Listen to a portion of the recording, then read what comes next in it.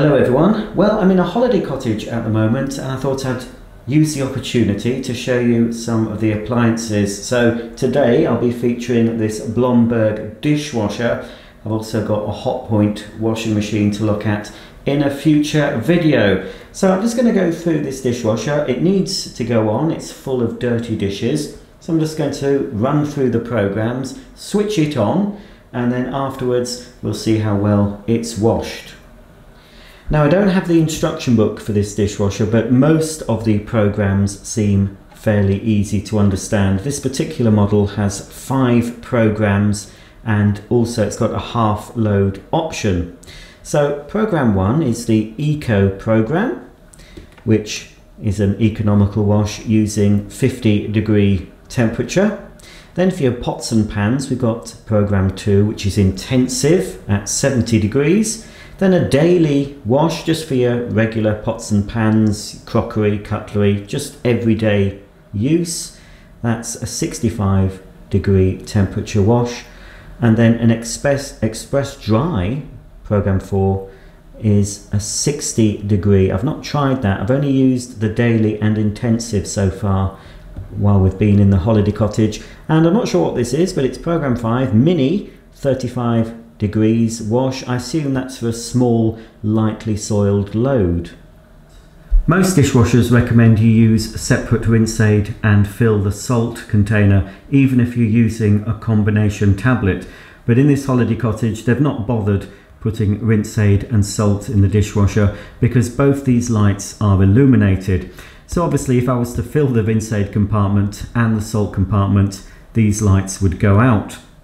There's also a half load option for example, if I haven't got a full wash load, I can press that button, but I have got a full wash load, so I won't be selecting that. This button starts and stops the selected program, but if you want to cancel the program, if you've made a mistake, you can press the start stop button for 3 seconds and it will cancel the selected program. And here we have a program state indicator. You've got your mains on light, this lights up when the dishwasher's washing, and of course this lights up when it's drying, and when the dishwasher's finished, the end light illuminates. Okay, let's have a look inside the dishwasher. Now, I don't know exactly how many place settings this has. It's a full-size dishwasher, so normally a full-size dishwasher will take from 12 to 14 place settings. So it is quite smelly as I open the door because the pots and pans and whatever has been sort of festering in here most of the day. So if I pull out the lower basket, we've got quite a selection here.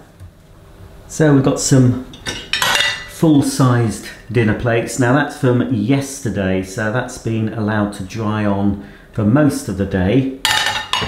And of course we've got all the cutlery here in this removable cutlery basket. Let's pop that back in. I've also got a baking dish with a bit of dried on, well, it's not meat, it's vegan sausages, but it's dried on anyway, it's baked on. And some other bowls, etc. in the lower basket. Always with a dishwasher, you must ensure that nothing stops the upper spray arm from rotating, or in fact the lower spray arm.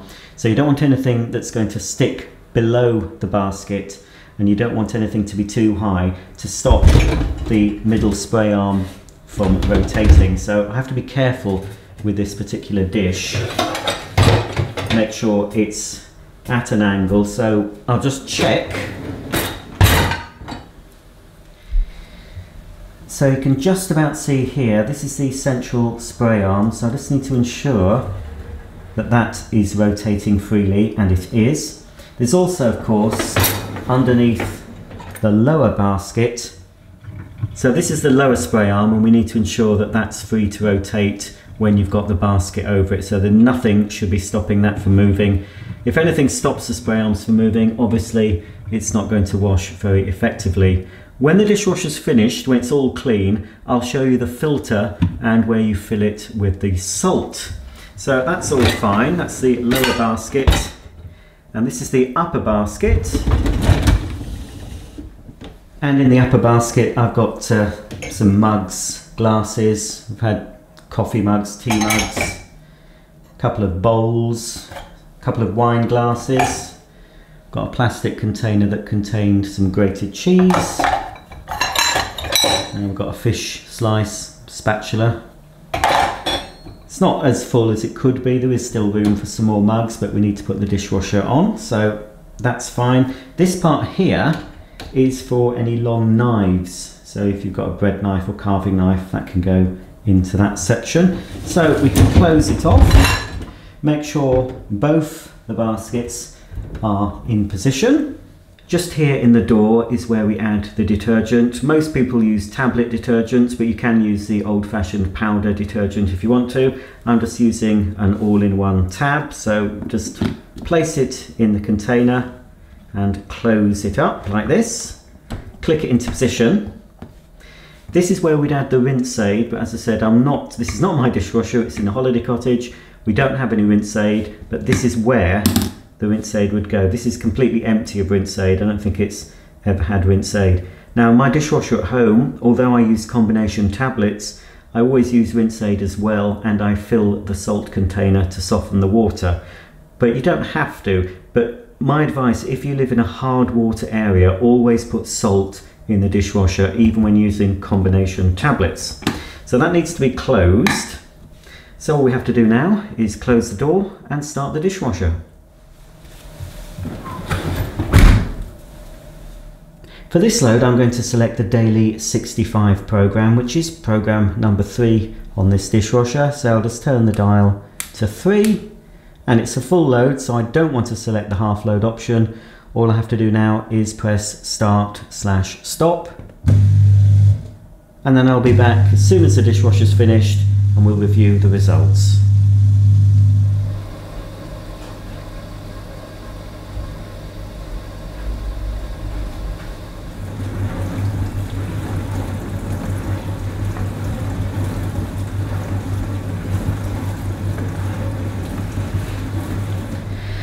Okay, well the dishwasher's finished, so I can turn it to the off position, and let's see how well this Blomberg machine has cleaned the dishes. It's still quite warm in there, but it has finished. Let's have a look at that dinner plate. That's pretty clean. I see a nice reflection of that. Let's see about this well, yes, even it looks dirty, but that's just it's old, it's got dried on. But the dirt that was on here before I put it into the dishwasher, that has gone. Look at the cutlery, pretty clean, still pretty warm. In the top we can see a mug. No tea or coffee stains in a dishwashed mug. I've never had that problem with dishwashers, but if you're washing up by hand a lot, you often get stains, don't you, in mugs and cups.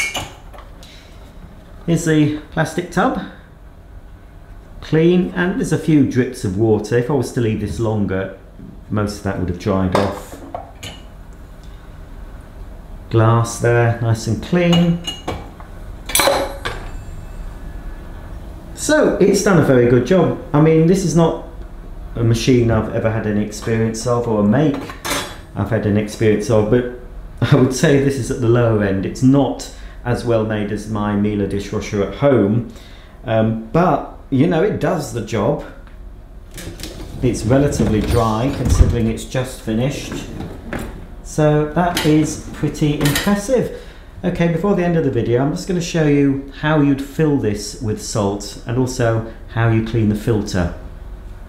To access the filter and salt container, it's best to remove the lower basket.